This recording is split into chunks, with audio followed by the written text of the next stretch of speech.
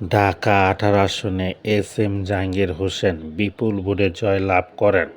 সাবেক কাউন্সিলর ইলোরা পারভীন সবার প্রতি কৃতজ্ঞতা প্রকাশ করেন এবং সবার সাথে আনন্দ ভাগ করে নেন এবং সংসদের সংরক্ষিত মহিলা আসনের জন্য তারেক জিয়ার কাছে অনুরোধ জানান তিনি যেন সঠিক মূল্যায়ন করেন এবং সবার কাছে দোয়া চান।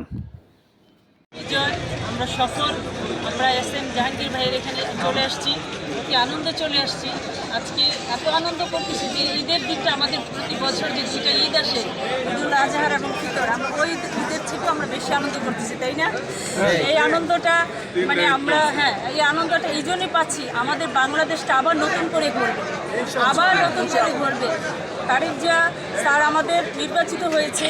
উনি একজন এতিম মানুষ, ওনার মায়ের অবদান, ওনার বাবা রাষ্ট্রপতি ছিলেন, উনি আজকে প্রধানমন্ত্রী হয়েছেন, ওনার তারেক জিয়া। এই জন্য সারা বাংলাদেশ আজকে শুধু খুশি না, বিশ্ববাসীও খুশি। আর আজকে আমার পাশে যারা আছে যুবদলের আমাদের বিটু ভাই আছে, অত্যন্ত পরিশ্রমী মানুষ। আজকে আপনাদের সাংবাদিক ভাইদের বলতে চাচ্ছি, আমরা আগামী দিনে তারেক জিয়া স্যারকে নিয়ে আমরা যেন সত্যিকার অর্থে দেশ পরিচালনা করতে পারি, গঠন করতে পারি। এবং মহিলা আসনের যে সংসদ সদস্য একজন আছে নির্বাচনে পরে, আমি সেই প্রার্থী।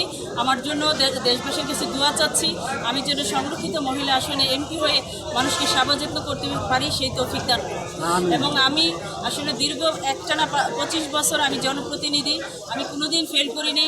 আমার অত্যন্ত উত্তরখান এবং দক্ষিণখানের মানুষ আমাকে অত্যন্ত পছন্দ করে।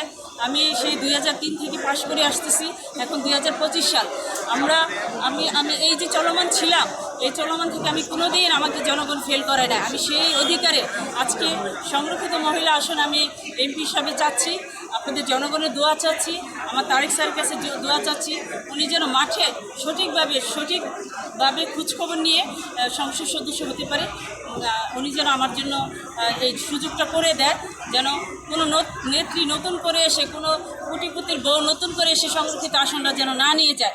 আমরা যারা ত্যাগী নেত্রী আছি, আমাদের যদি তারেক স্যার মূল্যায়ন করে, তাহলে আমি দেশবাসীর কাছে অনেক অনেক খুশি থাকবো।